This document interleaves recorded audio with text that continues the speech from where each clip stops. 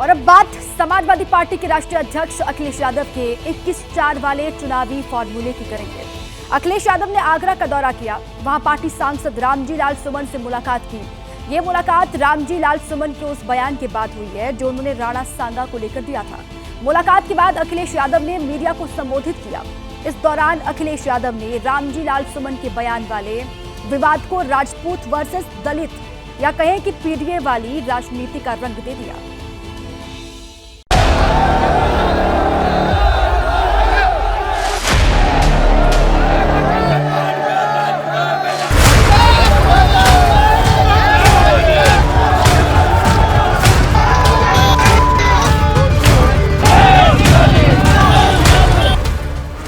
Akhilesh Yadav party सांसद रामजी लाल सुमन के साथ आगरा की धरती पर बैठे थे, लेकिन उनकी नजर लखनऊ में सीएम के सिंहासन पर थी। ये मुलाकात यूं ही नहीं हुई, बल्कि इस मुलाकात में 2027 के यूपी विधानसभा चुनावों की रणनीति तैयार की गई। इस रणनीति के केंद्र में अखिलेश यादव का वही पीडीए फॉर्मूला था, जिसके दम पर उन्होंने 2024 के लोकसभा चुनाव में पार्टी के ग्राफ को ऊपर पहुंचाया था। समाजवादी पार्टी के कार्यकर्ता जो बैनर पोस्टर लेकर अखिलेश के स्वागत में पहुंचे थे, वो भी पीडीए की छाप छोड़ रहे थे। रामजी लाल सुमन के साथ बैठकर अखिलेश यादव ने बोलना शुरू किया तो मैसेज पीडीए में शामिल पिछड़ा, दलित और अल्पसंख्यक को दिया। उन्होंने रामजी लाल सुमन के घर पर हुए हमले को सुनियोजित साजिश बताया और इसे पीडीए को डराने का प्रयास करार दिया। उधर सीएम योगी आदित्यनाथ शनिवार को गोरखपुर में थे, उन्होंने वहीं से अखिलेश के हमलों पर पलटवार किया।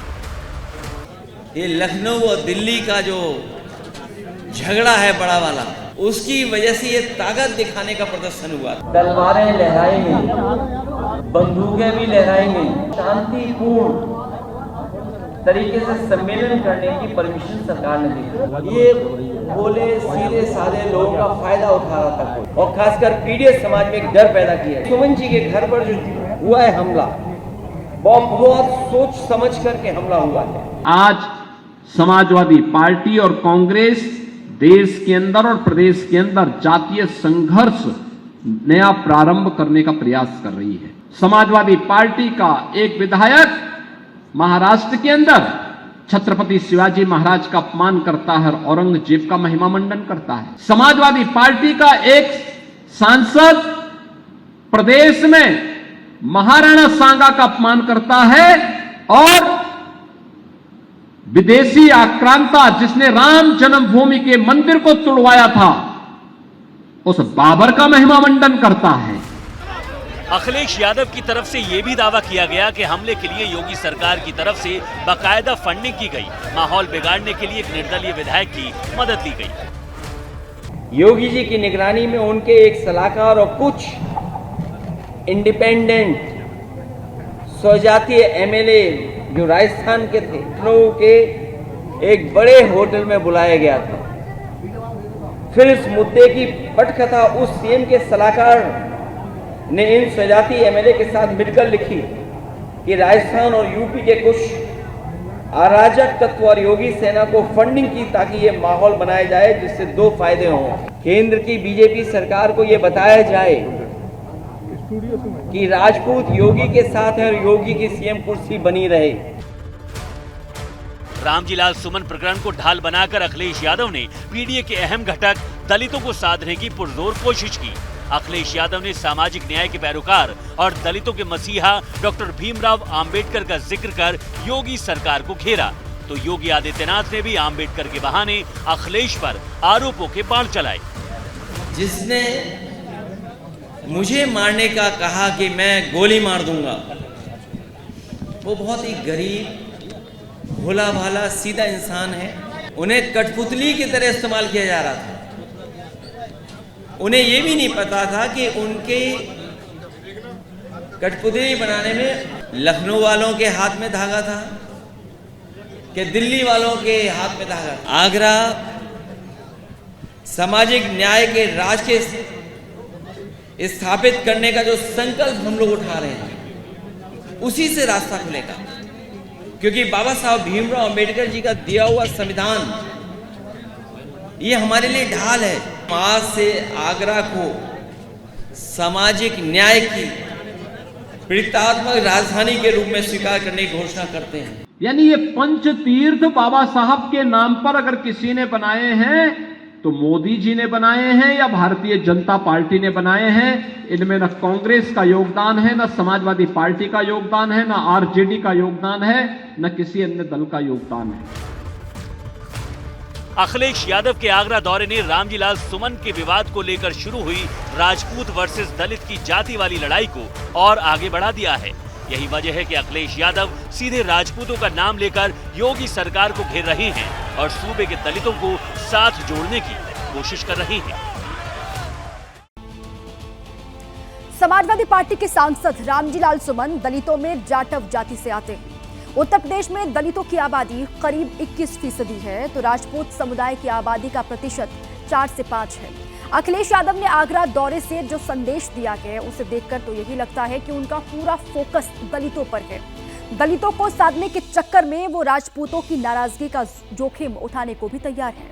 अखिलेश के इस दाव के पीछे कौन सी चुनावी रणनीति छिपी हुई है, इस रिपोर्ट में आपको दिखाते हैं।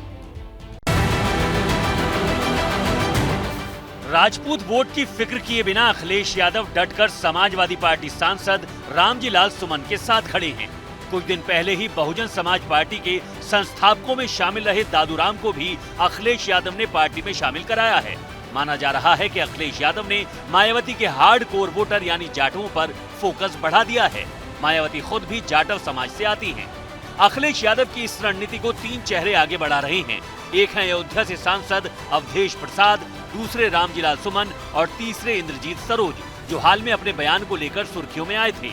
अवधेश प्रसाद के जरिए अखिलेश ने गैर जाटव वोट को केंद्र में रखा। अब रामजी लाल सुमन के सहारे उनकी नजर जाटव वोटों पर है। इसलिए अखिलेश लगातार पीडीए की चर्चा कर रहे हैं और 27 में सरकार बनाने का दावा कर रहे हैं। सरकार पिछड़े दलितों और अल्पसंख्यकों को डराना चाहती है, क्योंकि वो जानते हैं कि पीडीए की ताकत 2027 में सपा को साथ दे रही है। सपा के साथ खड़े हैं पीडीए के लोग। किस तरीके के सरकार का व्यवहार है डराने का, मैं वही उदाहरण कुछ देना चाहता हूँ। उसे डराए धमकाएं, और वो डराना धमकाना हम लोगों ने देखा था। अभी जो बाई इलेक्शन हुआ था उसमें किस तरीके से डराया धमकाया गया था, उन्हें वोट तक नहीं डालने दिया गया। अखिलेश यादव का पीडीए प्रयोग लोकसभा चुनाव में काफी सफल रहा। समाजवादी पार्टी सबसे ज्यादा 37 सीटें जीतकर यूपी में सबसे बड़ी पार्टी बनी। वहीं 2019 में यूपी की 62 सीटें जीतने वाली बीजेपी 33 सीटें ही जीत सकी। 2019 में 10 सीटें जीतने वाली बीएसपी 0 पर सिमट गई। इन नतीजों को देखकर माना गया कि एसपी को पिछड़ों और दलितों का अच्छा खासा वोट मिला। अयोध्या जैसी सीट पर राम मंदिर की लहर के बीच एसपी से दलित अवधेश प्रसाद चुनाव जीत गए।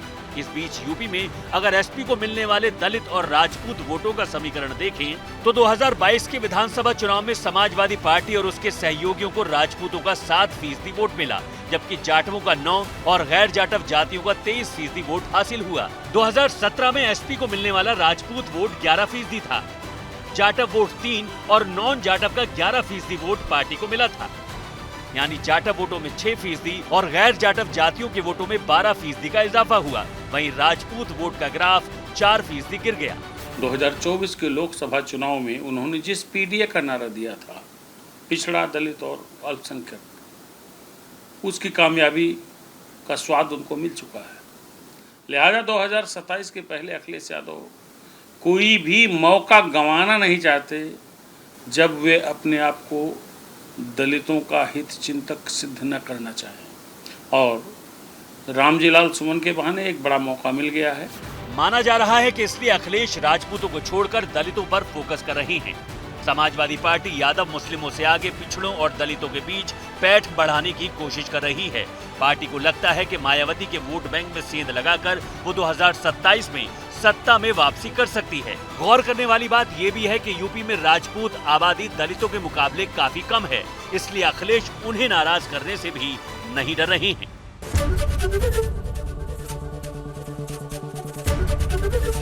एबीपी गंगा, खबर आपकी, जुबान आपकी।